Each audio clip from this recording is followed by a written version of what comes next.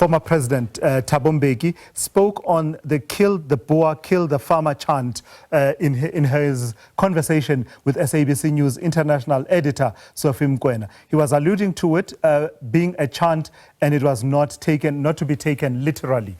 As I say, SABC News International Editor Sophie Mokoena spoke to the former president. Before we speak to Sophie, I want to play a bit of what the former president had to say in that conversation and how that chant came up in the conversation in the White House. Then we'll pick up the conversation with Sophie Mokoena. It's unchanged. I mean, that thing is a chant. It's a chant. It was a chant during the days of struggle. And chants of that kind in our tradition, in the African tradition, you don't take it literally. At the TRC, to illustrate the point, I sang the song, it's a chant, it's a, so you sing, it's a, you don't mean that. You don't mean I'll never go to Zululand because my mother died there. It's a chant. It's when you say kill the farmer, kill the boy, whoever. The ANC policy was forever against the killing of civilians. You chant, kill the boy, kill the farmer. There's no MK soldier who's going to go and kill a farmer. A Boer, kill a farmer. No. It's a chant to motivate people. It was never taken literally. One of the commissioners there, I forget his name now, Afrikaner, he said, now I understand. And he then did a similar chant in Afrikaans.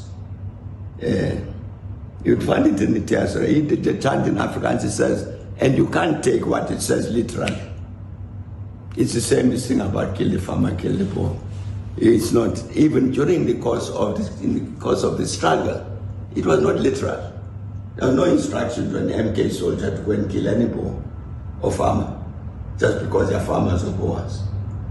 In the context of war, they are soldiers, sure. So it's an exaggeration to take this thing now, as it's an instruction actually to go and kill. And people who are exaggerating know they are exaggerating. They are trying to achieve some political purpose.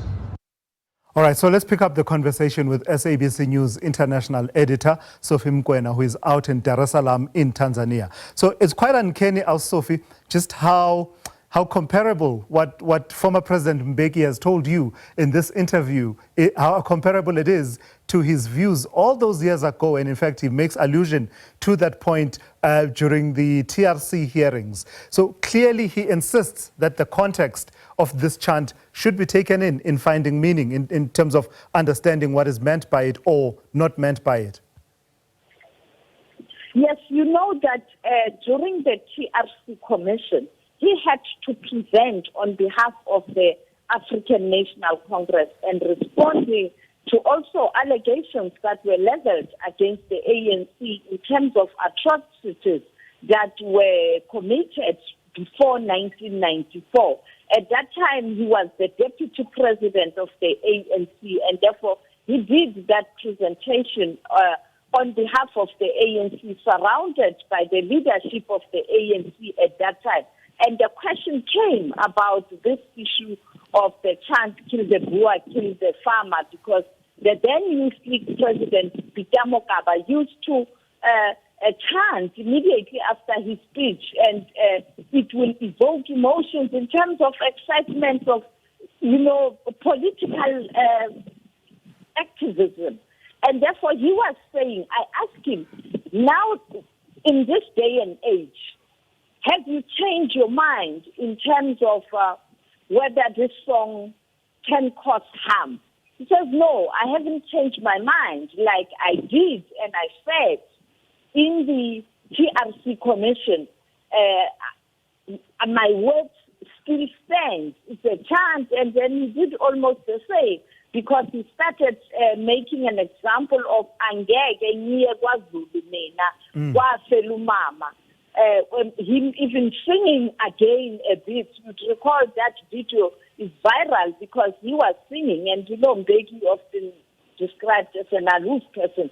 So when he does something slight that's not as formal, then people would share. And therefore this video of TRC was trending yesterday. So today he repeated the same words and even saying that TRC commission, one commissioner who was an Afrikaner, is the one who asked the question. And later after he did explain, then that commissioner said, yes, in Afrikaans, we have a similar chant. I don't know that chant. I think we still have to go to the TRC report because SABC has got all of that.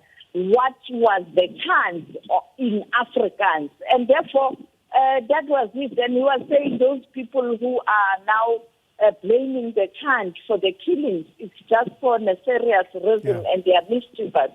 And you know where he stands with the AfriForum and Solidarity's argument that there's a genocide in South Africa, you know. And that conversation now, Sophie, happened as you were wrapping up part of the reason why you are there, this commemoration and celebration of Africa Month, including the activities building up and leading up to the holding of the Thabo Mbeki Foundation annual Africa Day lecture. Just tell me about that and just wrapping up the conversations you had with him as well as the activities that were taking place in the week while you were in Tanzania. Yeah, we spoke about Burkina Faso and Sahel and Traore in particular.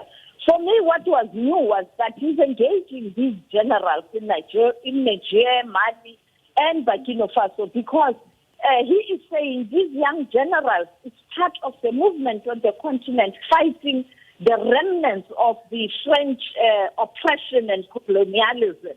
So you have to address that issue of countries still being told what to do by their former colonies.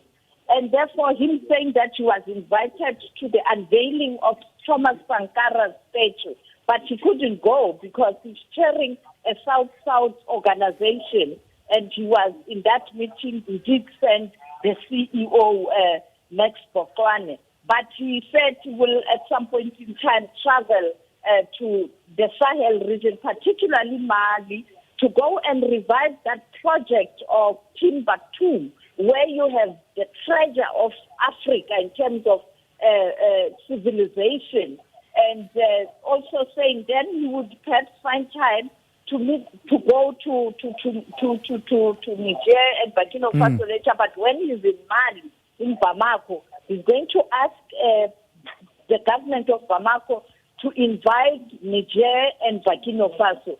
Another issue there, and also on Kabila saying taking privileges of Kabila by the parliament of DRC will not resolve the problem because it comes from the Katanga region. And therefore now you are mobilizing a Katanga region to rebel against Kinshasa. So quite a very informative interview on a number of issues, including the Trump matter. Yeah. Sophie, let's leave it there for this afternoon. And she's absolutely right. It was absolutely fascinating conversation. In fact, go on over to our YouTube channel on SABC News and look it up. Believe me, you'll be glad you did.